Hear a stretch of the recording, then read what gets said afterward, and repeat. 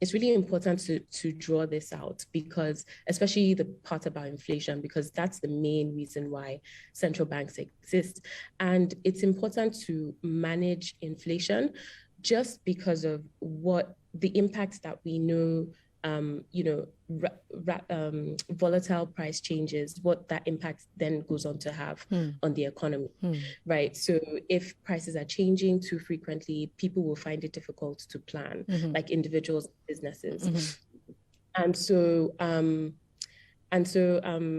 like, let's take a baker, for example. Like, if she's not able to understand, like, okay, what the price of flour or sugar would be, she can't make any plans. Right. And so that then goes on to, like, reduce the amount of economic activity that's happening in the space, because people would, they can't plan. They don't know what the price of, like, goods would be in the future. Right. And so I bring that up because, that's meant to be the main focus of the central bank, and, like, how they go on to practice monetary policy.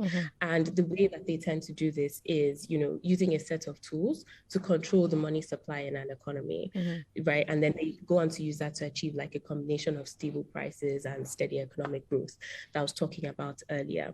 And the common way that monetary policy is executed is through increasing and decreasing interest rates. So if you have a lower interest rate, then that's associated with more supply, like increased supply of money, higher borrowing, and more spending by consumers and firms. And so when we take all of that together, right, it's just thinking about, okay, what does all of this then have to do with the exchange rates?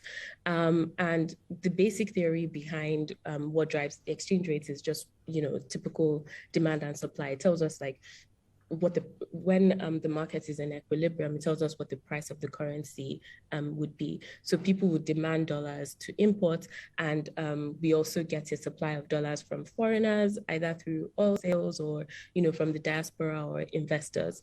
So if we're just going to leave everything to just happen naturally, there would then be that, like, volatility happening in the market. Right. And so that means that, Nigeria's supply of dollars will keep changing. Right. And that could then have an immediate impact on our exchange rates, which would then cause it to become very volatile. So this is not fun for anyone. Right. Back to what I was saying, it's just like, it's difficult for people to plan. Like, nobody would be able to predict the price at which they can exchange their currency. And then, that's also, like, another mechanism through which business activity is then discouraged. But then, the thing about it is, the question then goes back to, how do you then address this? So as a commodity exporting country like Nigeria is, the option typically is just to operate a fixed exchange rate regime where the central bank controls the supply of foreign currency in the market to keep the exchange rate fixed, so to speak.